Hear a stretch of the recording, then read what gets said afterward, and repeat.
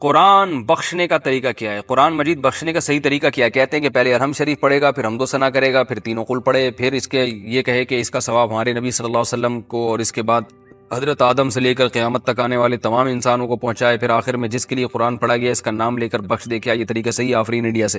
دیکھیں، قرآن بخشنے کا کوئی مخصوص طریقہ صحابہ سے ثابت نہیں ہے، صرف اتنا ثابت ہے کہ نبی صلی اللہ علیہ وسلم نے صدقہ کرنے کا حکم دیا ایک صحابیہ کو کہ وہ اپنی ماں کے لیے صدقہ کریں، تو اس سے علماء نے استدلال کیا کہ صدقہ بھی ایک نیکی ہے، تو کوئی بھی نیکی کسی کے لیے بھی کی جا سکتی ہے۔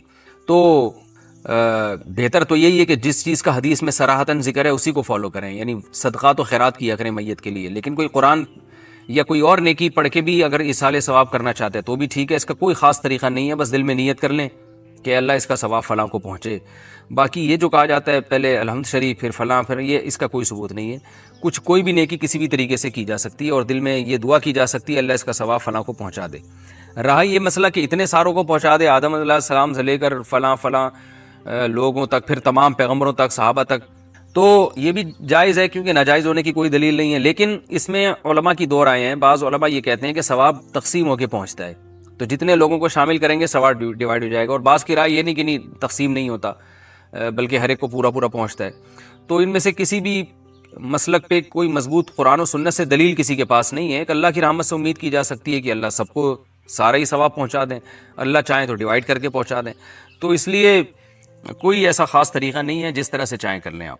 میرا جو اپنا معمول ہے میں تو یہی کرتا ہوں کہ ایک تو صدقات و خیرات کو فوکس کرتا ہوں، جو میرا جو معمول ہے کہ جو میت کے لیے جو حدیث میں جو چیز منصوص ہے، جو متفق علیہ، اور اگر قرآن پڑھ کے کرنا چاہیں تو دل میں بس اتنی نیت کہ سورہ فاتحہ پڑھی یا کوئی بھی سورت پڑھ لی اللہ اس کا ثواب فلاں کو پہنچے، تو سب طریقے ٹھیک ہیں۔ کیا کفن سفید رنگ کا ضروری ہے؟ کیا کفن کا رنگ سفید کے علاوہ کسی اور رنگ کا بھی ہو سکتا ہے؟ شہزاد پشاور سے۔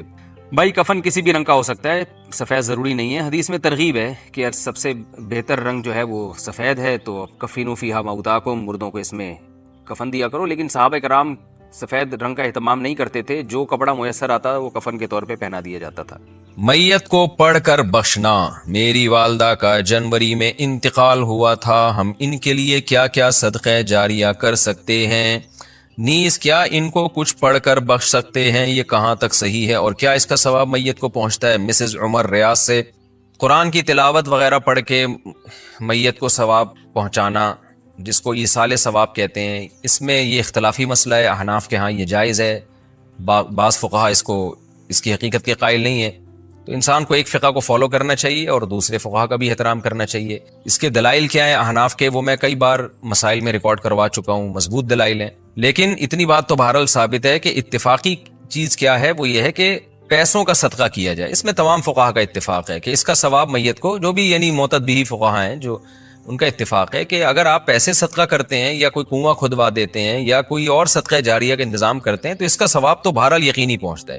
اور حدیث میں بھی یہ چیز منصوص ہے، نبی صلی اللہ علیہ وسلم سے ایک صحابیہ نے پوچھا میں اپنی ماں کی طرف سے صدقہ کرنا چاہتی ہوں، افاتصدق عنہا ان امی توفیت عنی، میری ماں کا انتقال ہو گیا ہے، افاتصدق عنہا، کیا میں ان کی طرف سے صدقہ کروں؟ آپ نے فرمایا ہاں۔ تو اس لیے زیادہ فوکس جس چیز کو کرنا چاہیے وہ ہے پیسے صدقہ کریں اپنی والدہ کے لیے، اور کوئی مدرسہ بنا دیں، مسجد بنا دیں، یا مسجد میں تعاون کر دیں، یا مدرسے میں تعاون کر دیں، یا یتیم خانے میں تعاون کر دیں، اس طرح سے کوئی بھی صدقہ جاریہ ہو، یا ویسے ہی کوئی صدقہ کسی غریب کی مدد، اور دل میں نیت کر لیں کہ اس کا ثواب میری والدہ کو پہنچے، تو یہ انشاءاللہ آپ کی والدہ کو ثواب پہنچے گا۔ میں بھی دل سے دعا کرتا ہوں اللہ تعالیٰ آپ کی والدہ کی مغفرت فرمائے اور ان کے درجات کو بلند کرے۔ جنازے کے سامنے قرآن پڑھنے کی حقیقت۔ جنازے کے سامنے جو لوگ قرآن پڑھتے ہیں یا سورہ یاسین پڑھتے ہیں، کیا یہ عمل حدیث سے ثابت ہے یا بدعت ہے؟ عبدالصمد صاحب نے انڈیا سے پوچھا ہے۔ جنازے کے سامنے اسپیشل جنازے کی وجہ سے قرآن پڑھنا یا سورہ یاسین پڑھنا میرے علم میں ایسی کوئی حدیث نہیں ہے، تو اور جب تک جنازے کو نہلایا نہ گیا ہو تو اس کے سامنے تلاوت کرنے کو فقہا نے غلط لکھا ہے، ناجائز لکھا ہے۔ تو جب تک جنازے کو نہلایا نہ جائے تو پھر نہلانے کے بعد آپ اس کے سامنے قرآن پڑھ سکتے ہیں، لیکن کوئی سنت عمل نہیں ہے۔ ہوتا یہ ہے کہ جب جنازے کو نہلا کے لایا جاتا ہے، گھر میں رکھا جاتا ہے، تو جب تک یعنی نماز جنازہ کے لیے لوگ جمع نہیں ہوتے، میت کو گھر میں رکھا جاتا ہے، تو اس دوران علماء یہ کہتے ہیں کہ اس کے پاس بیٹھ کے قرآن کی تلاوت کریں۔ وہ اس لیے کہتے ہیں کہ ورنہ اگر تلاوت نہیں کریں گے تو ادھر ادھر کی فضول باتیں کرنا شروع کر دیں گے لوگ، غیبتیں بھی شروع کر دیتے ہیں۔ اب جنازہ رکھا ہوا ہے تو بہتر ہے نا کہ اللہ کو یاد کیا جائے، اللہ کا ذکر کیا جائے، آخرت کی یاد کو تازہ کیا جائے۔ تو علماء اس لیے کہتے ہیں کہ وہاں بیٹھ کے قرآن پڑھ لو یا سورہ اخلاص پڑھ لو، سورہ یاسین پڑھ لو، کوئی بھی سورت پڑھ لو، تاکہ آپ فضول چیزوں میں اپنا ٹائم برباد نہ کریں، اس وجہ سے کہا جاتا ہے۔ اور اس میں پھر جنازے کی میت کے ایصال ثواب کی نیت بھی کی جا سکتی ہے، کیونکہ اس میں بہرحال فقہاء کا اختلاف ہے کہ میت کے لیے قرآن پڑھنا جائز ہے یا نہیں ہے۔ اور صدقے کے بارے میں تو ہمیں حدیث ملتی ہے کہ آپ صلی اللہ علیہ وسلم سے صحابیہ نے پوچھا فاتصدق عنہا، میری ماں کا انتقال ہو گیا، میں صدقہ کروں؟ آپ نے فرمایا ہاں۔ تو جمہور علماء نے اس سے استدلال کیا کہ جب صدقہ بھی ایک نیکی ہے تو وہ نیکی پہنچائی جا سکتی ہے میت کو، تو اس میں ایک علامت بیان کی ہے کہ کوئی بھی نیک عمل پہنچایا جا سکتا ہے، تو قرآن کی تلاوت بھی نیک عمل ہے۔ بعض فقہا کہتے ہیں کہ نہیں، صدقہ تو جائز ہے کیونکہ حدیث میں صدقے کا ذکر ہے، تلاوت کا ذکر نہیں ہے، لہذا تلاوت جائز نہیں۔ تو اختلاف رائے ہے اس میں۔ بر صغیر میں چونکہ فقہ حنفی کو فالو کیا جاتا ہے، اور میری رائے میں فقہ حنفی کی دلیل بہت مضبوط ہے، کیونکہ احادیث میں آپ صلی اللہ علیہ وسلم نے ہمیشہ اصول یہ رہا ہے کہ جزئیے کے ضمن میں کلیات سکھائے جاتے ہیں۔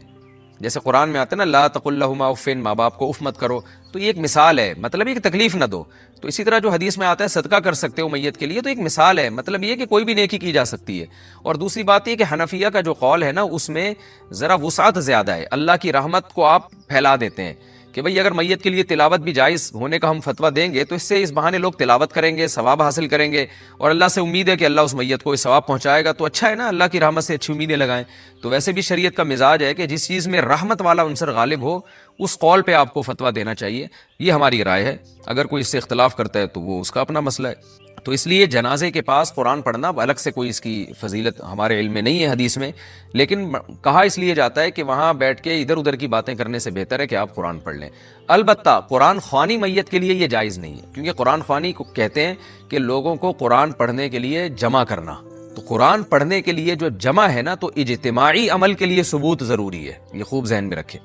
جیسے آپ اپنے طور پر 2 نفل کبھی بھی پڑھ لیں، جائز ہے، لیکن اگر آپ لاؤڈ سپیکر میں اعلان کرتے ہو یا کارڈ چھپواتے ہو یا منادی کراتے ہو آؤ میں اشراق کے 2 نوافل پڑھ رہا ہوں، تمام حضرات سے گزارش ہے کہ مسجد میں آ جائیں، اب یہ اجتماعی عمل بن گیا، یہ بدعت ہو جائے گا۔ تو اجتماع کے لیے آپ کو دلیل کی ضرورت ہے، اس لیے علماء کہتے ہیں کہ اجتماعی قرآن خوانی یہ بدعت عمل ہے، کیونکہ یہ ایصال ثواب کے لیے آپ ایک عبادت کر رہے ہیں، اور اجتماعی سطح پہ تو ہمیں نہیں ملتا کہ صحابہ کرام میں کہیں کسی نے کبھی اجتماع کیا ہو۔ حضرت ابو بکر کا انتقال ہوا، کہیں نہیں ملتا کہ حضرت عمر نے تمبو لگایا ہو اور سب لوگوں کو جمع کر کے ان کی قرآن خوانی کی ہو۔ حضرت عمر کی شہادت ہوئی تو کہیں نہیں ملتا کہ حضرت عثمان نے ان کے لیے قرآن خوانی کی ہو، یہ ثابت نہیں ہے، اور اس پر علماء کے فتاوی بھی موجود ہیں۔ البتہ برکت کے لیے قرآن خوانی ایک الگ چیز ہے، برکت کے لیے یعنی مکان دکان کی برکت میں جو قرآن خوانی ہے وہ عبادت نہیں ہے، وہ از قبیل رقیہ ہے، رقیہ دم، تو اس کے لیے ثبوت کی ضرورت نہیں ہے۔ لیکن بہرحال بعض علماء اس کو بھی بدعت اس لیے کہتے ہیں، بدعت تو نہیں یعنی بدعت کی تائید کا ذریعہ بنتی ہے، تو بعض علماء کہتے ہیں کہ اس زمانے میں برکت کے لیے بھی قرآن خوانی نہیں کرنی چاہیے، بلکہ برکت کے لیے گھر کے اپنے لوگ مل کے قرآن پڑھ لیں یا نماز پڑھ لیں یا دعا مانگ لیں۔